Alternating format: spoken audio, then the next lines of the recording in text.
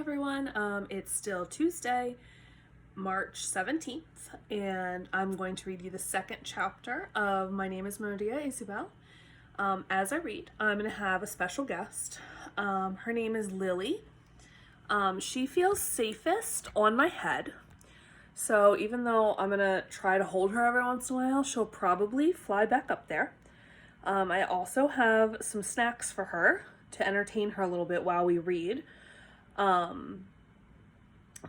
question for this chapter is, how does Maria feel about her name, Maria Isabel Salazar Lopez, and why?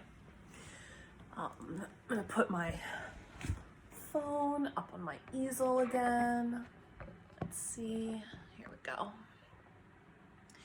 And here is Lily. If she flies at the phone, it's because she hates my phone.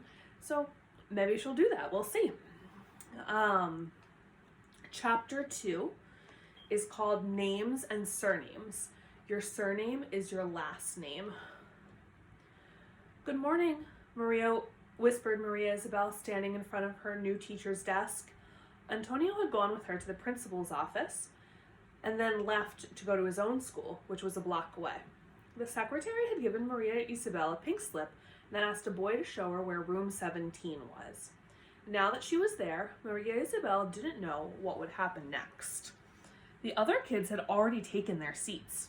Some were taking out their books and binders, while others just seemed to be waiting for class to start. Many of them were smiling and talking to each other. See, she loves carrot sticks, although she mostly loves ripping them up and tearing them, so she's going to probably make a huge mess while we read. Maria Isabel looked up at an enormous turkey made of construction paper on the wall behind the teacher's desk. She started to read the names that were on each of the tail feathers: Jonathan, Eric, Michelle, Solomon, Lori, Freddie, Marta, Ricardo, Maria Sanchez. The teacher had not looked up yet. She was making notes in a large folder where Maria Isabel could see a list of names. Maria Isabel heard quiet laughter behind her. The teacher looked up only when the noise got louder. "Why, hello," she said, giving Maria Isabel a warm smile. But it didn't seem to make Maria Isabel feel more comfortable. "So you are Maria Isabel Salazar Lopez," she replied. In Spanish, she would have added "para servirle," but she didn't know how to say that in English. So Maria Isabel kept quiet and handed the pink slip to her teacher. "Ah, Maria Lopez," the teacher said as she read the card. "We already have 2 Marias in this class. Why don't we call you Mary instead? Take a seat over there by Marta Perez, and I'll give you your books later." Ow.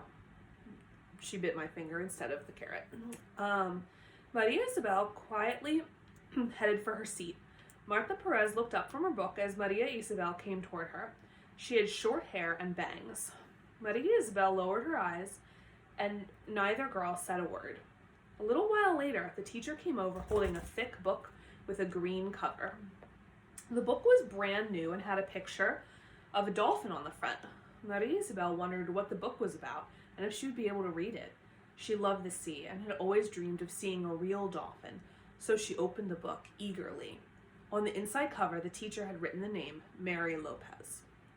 Maria Isabel stared at the words. Her teacher's handwriting was so neat and pretty. It was almost impossible to Maria Isabel that anyone would write so beautifully. As she looked at that strange name, Mary Lopez, Maria Isabel thought about her old school books. She'd always enjoyed looking at the first page of a new book. Her mother's handwriting wasn't as pretty as her teacher's, but as they both sat on the kitchen table, the way this bird is moving, it means that she's probably going to fly soon. She might fly onto my head. So Maria had always enjoyed looking at the first page of a new book. Her mother's handwriting wasn't as pretty as her teacher's, but as they both sat at the kitchen table, her mother would write Maria Isabel's name in her new book, saying, "Maria is for your grandmother, Maria, who you never knew but would have loved you so. Isabel is for your grandmother, Chavela, who loves you so dearly. Salazar is for your father, and of course, for your grandfather, Antonio. Lopez is for me, and for your grandfather, Manuel. You were very small when he died, but you would have loved him. All the stories he would tell. Maria Isabel was proud of being named after her two grandmothers. Grandmother Maria was only a name to her, but she had often gazed at the picture that her father kept and cherished. Each time they moved, it was always the last thing to be packed, wrapped up neatly so it wouldn't get damaged. Later would always be the first thing to be hung up on the wall of their new apartment. And she liked being named after her grandmother Chabela, her sweet, smiling grandmother who lived in Puerto Rico and who always seemed to smell of chamomile, anisette, and cinnamon. Her sweets were so tasty that everyone would come by and try some. Grandmother Chabela kept the money she made selling her sweets in a tin cookie jar, and she would tell Maria Isabel, "This is so you can study someday, my child, and not spend your whole life in a kitchen." She was the same Grandmother Chabela who had given her the fabric for the dress she was wearing, now streaked with blood and dirt. Mary Lopez, Mary Lopez, her teacher called out, her voice rising higher and higher. Maria Isabel's thoughts vanished like a puff of smoke, but it wasn't her teacher's shrill voice that shook her out of her daydreams, but the silence that followed in its wake. "I'm talking to you, Mary." The teacher was now right by her desk, looking at Maria Isabel with a mix of surprise and impatience. Maria Isabel slumped down in her seat and looked at the dolphin that leaped across the cover of the book. She didn't know how to tell the teacher that she just didn't recognize herself and that strange new name. I'm going to put another Google form in the description of the video where you can answer the question for today, which was, how does Maria feel about her name, Maria Isabel Salazar Lopez, and why? If you'd like to, you can also ask me any questions you have about Lily.